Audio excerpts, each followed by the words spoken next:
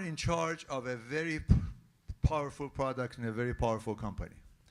And we need to retrace to see what got you there. You have a PhD from MIT, you worked at Xilinx, you worked at Tessera, on the way to getting over here. But let's go back further. And you were born into a scholarly family. Your parents were educators. Tell us about what made you interested in this highly technical environment. Okay, I have to start and say, honestly, I just really never planned it the way it ended up to be. My dad was a civil engineer, and he also was a professor at University of Tehran, so he wanted me to go to University of Tehran. He wanted me to go to civil engineering department, take over his company, and do what he was doing. So I started just, applying to University of Tehran as my first choice. I got in, made him so happy, but then toward the end, my brother came back to Iran, wanted to take over, so then I decided to, look for what else, can I do? And then just happened that my friends were applying, they were coming to US, and they encouraged me to say, why don't you apply? And I was totally really didn't spend that much time. Even I remember writing the essays for universities, just handwriting the essays in 5 minutes. I think it just happened. Maybe I got lucky, to be honest. I never planned for anything. It just... You're modest too. Yes. No, I think I got lucky. And then I applied to 5 colleges, and I just got lucky that I think 3 said no, 1 said yes with no scholarship, and MIT ended up being the only one that accepted me with a scholarship, so that's how it happened. That was for your PhD. You got full scholarship to do that. But in Iran, which university did you go to? University of Tehran. University of Tehran. Yeah. And what did you study there? What kind of engineering was it? So I did civil engineering because my dad was a civil engineer. He has a company that designs the ports in Iran, and then I just wanted to, make him happy, take over his company as he wanted one of us to do, and my brother and my sister didn't do. When I almost toward the end of my graduation, when my brother came back, then he was going to take over, so I had, the flexibility to say, okay, what else do I want to do? And then when I came to US, the full scholarship from MIT was for civil engineering, so I started, and then I think about a year later, I just talked to one of the professors that I always wanted to work with, Professor Bahareh, in mechanical engineering department, and I said, I actually want to work with you, and then he said, you can work with me, you can switch to mechanical engineering, but then I realized that the scholarship was coming from civil engineering, so they would just stop the scholarship. And that was fine. I think he said, I will give you research assistantship, TA, teaching assistantship. So for the last 3 years, I was a course 2 student, which is mechanical engineering, working with him. But then I didn't have any scholarship anymore, so it was either I was being paid for my research, or I was helping him as a TA. So I graduated, and I think I hope everybody knows this, that the first job that you get out of college defines maybe, not always, but most of the times defines the rest of your career, basically. Was that at Xilinx? No, that was Intel, 1 year Intel. You so had that first Intel. One Intel, and then that was in Arizona. I wanted to move to California, so after 1 year, I found Tessera. I moved to California, and then I was at Tessera. That one of the VPs of Xilinx that went to MIT approached me and said, do you want to join my team? You want to join Xilinx? And back then, they were starting on the technology that Hopper, the famous chip that everybody... H100. H100 that everybody is getting, is the technology that is the core of Hopper. Mechanically was starting at TSMC, and back then Xilinx was switching to use the technology. So I joined Xilinx, worked there for 6 years, and then I joined Nvidia about 8.5, 9 years ago. You're in a good place right now. Nvidia is Thank you. the third most valuable company in the United States after Thank you. Microsoft. And what is the other one? Apple. Apple. And it's Nvidia, and it's climbing up there. I would like to get to Nvidia and to Blackwell, which is the successor to Hopper, the B200. But before that, I want to ask you, what did you learn in Xilinx, Tessera, and Intel that helped you perform your job at Nvidia so successfully? So Tessera was a totally different company. Half of the company would do research, come up with IPs and patents. So I think I learned to be thinking about like what problems we have, what technologies to come up with, like, you know, and how to file patents and just following up what other companies are doing. I think what lacked for me was that it didn't have any production. So any technology that you work with, it's like research that you do in university. Is it going to be manufacturable? Is it something that you can make in high volume? Not necessarily. So that's when I joined Xilinx. It was interesting to see that now you have an actual product. So any concept that you work with and you think that it's a great concept, but is it going to be something that you can make a product out of it? And it was interesting to learn to, I think that's when I actually worked a lot with TSMC and on the same technologies, a lot with suppliers, and paying more attention to system level things in terms of like how everything works, and working with customers, like how every customer wants to customize their systems. And then when I joined Nvidia, then I totally switched to product management, program management, and that's when we were doing, there was a, when I joined, there was another product that we were doing. So everybody remembers H100. It was P100, it was V100, and then H100. So but these were not targeted towards AI specifically. They were general purpose graphic or tensor or... No, 8 years, I think it's 8 years ago or 6 years ago that Jensen had the vision. Hand-delivered 8 of them together to OpenAI in San Francisco. Oh. 6 or 8 years so ago. So they jump-started them, you say, in a sense. Yeah, it has started. And right now it's turning the other way. OpenAI is in need of B200, which is going to fuel the revolution, right? That's what you're hoping. I think H100 did to some levels. I think a lot of people, and B100 would do the same. I think it's a next generation of H100 in terms of, and it really depends on what kind of accelerated computing and computational work every company is going to do. Well, how many GPUs you need. Yeah, from what we're hearing, everybody is going and moving into AI, generative AI, and they need massive amount of computational power, which is going to be provided by none other than 90% of it is going to be, it's forecasted to be done by Nvidia.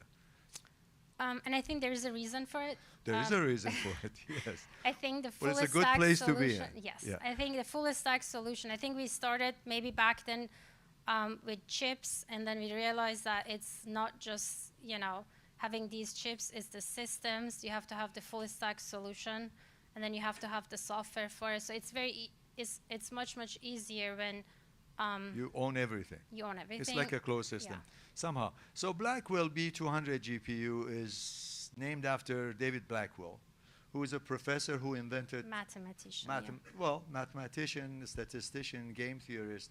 Also, he is the one who invented almost functional programming, which is dividing a program into different parts that could be done by, you know, multiple or parallel processors. It's 5 times faster H100. It's a package that is sold. We still don't know how much it costs. It's going to be 3,000 to 30,000 to 40,000. Depends. No is that a comment teaser on price that. or is that a real one? Depends on how many you're buying, also, right? Of course. And you also. No, I'm sorry to interrupt. But no, go ahead. No, but because it comes in like you buy the system, so it comes in the rack that it's going to be replaced. Anything that was H100 is replaceable with that, or you're going to get the whole full stack solution of it that has so many GPUs in it already. Yes, and the people who are salivating about this one, Sam Altman of OpenAI, Meta, Elon Musk, Google, Amazon, even Apple. And some of them are working on their own solutions. We know Google is working on their own solution. Amazon is probably working on their own solution. But it's going to be a cash cow for you, and I'm not going to be surprised that you rank up #1 pretty soon in the world. On top of that, you charge $4,500 for the NIM software per device. That's going to be a lot of money, and it's going to make your company very, very rich. And this is all owed to the vision that Jensen had about AI meeting, and requiring all this hardware. No, I honestly, I just want to emphasize on that. That's true. I think in 8-9 years ago, all of the employees were given a T-shirt that said, "I'm AI." I had to go and educate myself. What is this deep learning or AI that we're talking about? So every employee was given a T-shirt. So he knew something that people just found out after ChatGPT was released. Yeah, I believe so. And I think, well, not generative AI, but I think on the AI side, yes. And I think along the way, I think he had this vision that you need the full stack, and that's when they bought Mellanox to have those switches, so to make sure that these GPUs, these chips can talk to each other and utilize the way they're working, so that it's not like one is not working, and make sure that all of them are working, talking to each chip is talking to another one efficiently. Sorry. One of the problems that people are citing is with this massive need for power, computational power, and with all these setups that you're going to have all over the world to feed on the edge and otherwise, you will need a massive amount of energy to feed these systems. And this is unforeseen. Right now we are trying to come down with the temp down the amount of energy we're using because of a climate change. All of a sudden we're going to have 20%, 30% demand on energy just because everybody is hungry about generative AI. That is a danger that the world has to face just because you have provided this new toy that can do this for us. Well, B100 is going to be consuming less power. Well, compared to H100. H100. Yeah. So I think everybody's working on bringing down the costs. We are working on bringing down the power and the cost in terms of power consumption. But also it's doing a lot more. Something that would take 6 months is being done in a day. Yes. So it's a lot of more computational work, a lot of data analysis, and a lot of work that is being done. I mean, if you look at it, when we switch to having cars, airplanes, it's using more power. It's more expensive, but it's doing more. It's more efficient. This is, they say they estimated about $250 billion market, which is going to be the starting market just added because of Blackwell. And it's Blackwell is capable of processing AI models with 1 trillion parameters. 1 trillion parameters. So that's why everybody is hungry. You're right. We're going to be able to do all these wonderful things, but at the cost of added energy. And there's another risk that I want to bring up to you. We touched upon it yesterday briefly. Nvidia is a fabless company. You're trying to make some fabs, but by the time those come in, the world is going to be a different shape. You are using TSMC, which is in Taiwan, which is being eyed by China as one of its provinces. So the supply chain disruption of this very, very valuable tool that the world is going to depend on is kind of scary for us. So what is Nvidia doing to alleviate the fears about this supply chain disruption? Or this geopolitical disruption? I mean, TSMC is also doing other things. They're also like working on having the factory in US. It's not just Nvidia, I would say Apple, all these fabless companies, Broadcom, it's the same situation, I would say, for everybody.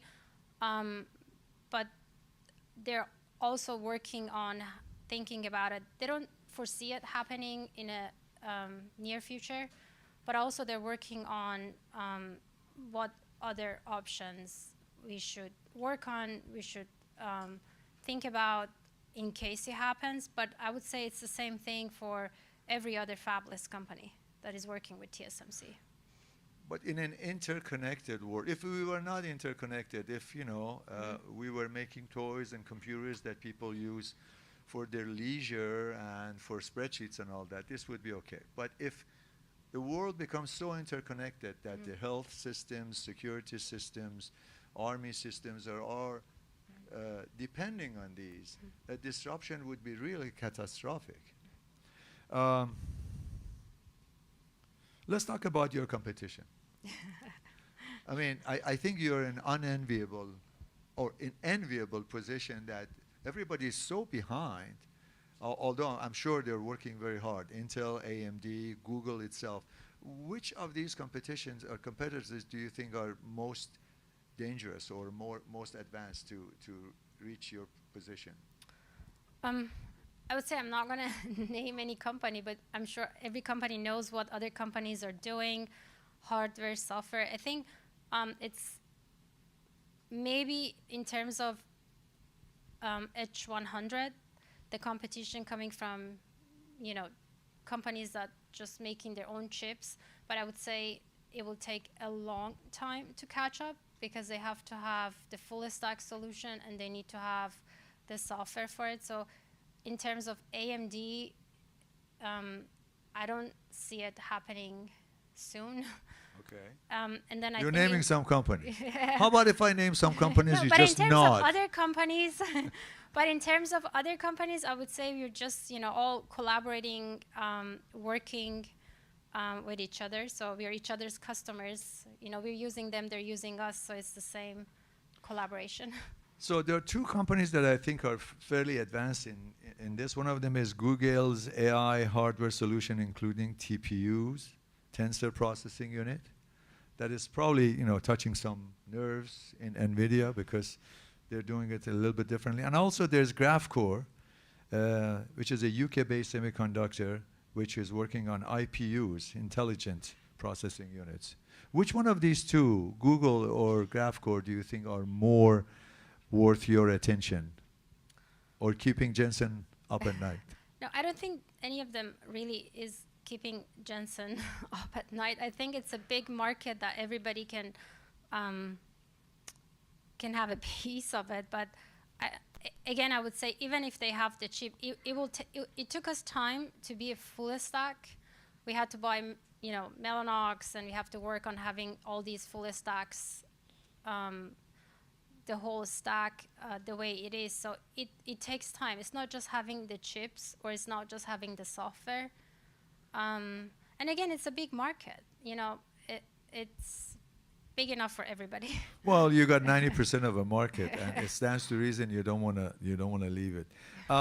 We had a little bit of a discussion about whether or not we're moving towards a good AI, or whether or not AI can run off and do something nasty to the world. And you were on the optimistic side. And I want to give you a few minutes to defend. Disagreed on that one, that's true. Well, I'm not pessimistic completely. I'm saying that, for example, in medicine, we discussed this here in a forum a couple of months ago. If AI comes up with a diagnosis, it's not often explainable. We can't find out exactly why you made that decisions, because it was a large system that at some point popped up with that question, with that answer. That makes me a little bit worried about not being able to trust that system. But you have a better trust for that AI system. I think I've seen applications that personally was really impressed. I think a lot of what, some of the applications, I think we can look at it, the way they're using it in drug discovery, healthcare, it's amazing in my opinion. The way they're using it in understanding climate change, weather forecasting. I mean, if I look at it, I would say it's very positive. We can look at all the patterns. We can use all these data, and we can help people and say, for example, this typhoon is coming or this storm is coming, evacuate the area. So I think if you ask me, in some cases, some application is it's actually saving lives. I feel in healthcare, it's healing, it's helping. In a lot of areas, it's helping with efficiency.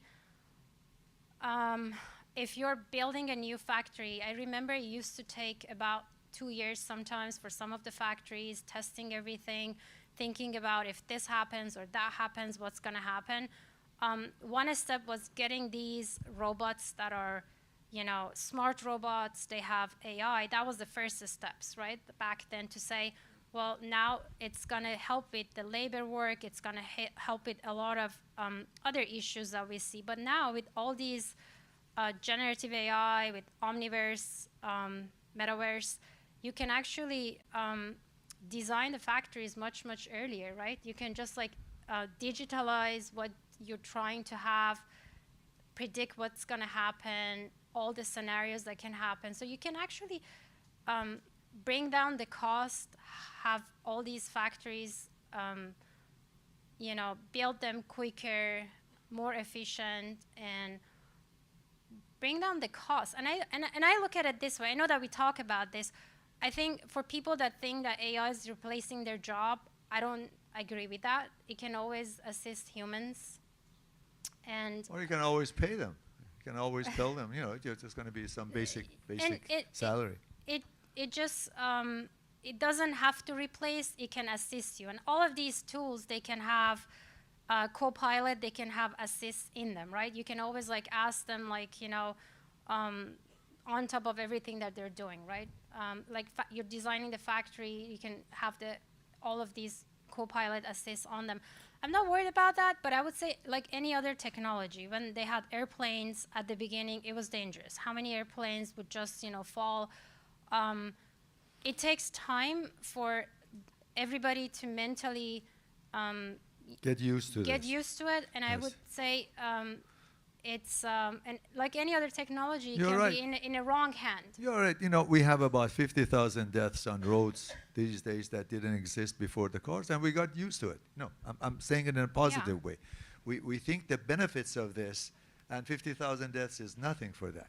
My personal fear, and we're not going to go there, but my personal fear is that the thing we call it the truth is going to be sacrificed. At some point, we will not know what is true, what is false. But we're going to leave it with some other day, because I would like to leave a little bit of time for people to ask questions. Do you have questions? You have questions? Raise your hands. And we have one over here. Can we get a microphone to that gentleman over there?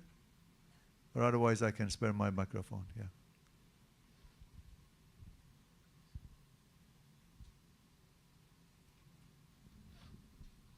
Hello, Bahareh. This is Hamed, working for Chevron on lubricants, very close to what you're trying to do with immersion cooling of your GPUs. Speaking of the energy supply, and I heard some plan and thoughts about partnerships. In the energy domain, we are always looking at the scale and coalitions between different government part of the value chain, right? I used to spend my whole career so far in e-mobility, and not everybody still is in a common set as to... Can you ask your question? Because we really don't have time. Yeah, just get to the question. Just curious how you see the future about chip makers, hyper-scale data centers, and energy companies like utilities come together and work together. I would say, I mean, they're all going to get, everybody is going to have more, they're going to do more computational, more accelerated computing. So they need more GPUs, right? More chips, more GPUs. With generative AI, more tokens, right? All of this. So that's the future. It's going to still continue the way it's going to be. And then everybody will work on bringing down the cost, bringing down the energy consumption. In terms of like immersion cooling that you touched on, some customers like it, some customers don't want it. I think it's like with B100, I think it's a public knowledge. I can just talk about it the way they're using like, you know, those liquid coolings on it. It's not immersion cooling, but it's liquid cooling. So it depends. I know that we have customers that they ask for it based on like what they want, but it's going to continue.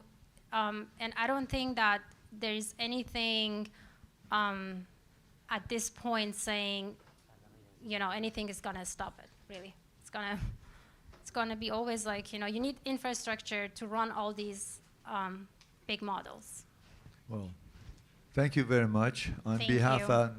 of Plug and Play, the AmidiGroup, Persian Tech Network, and the Thank Iranian community, I thank you, Thank you. for spending the time to come over here and informing us. Thank Ms. you. Bahareh Banijamali. Thank you very much.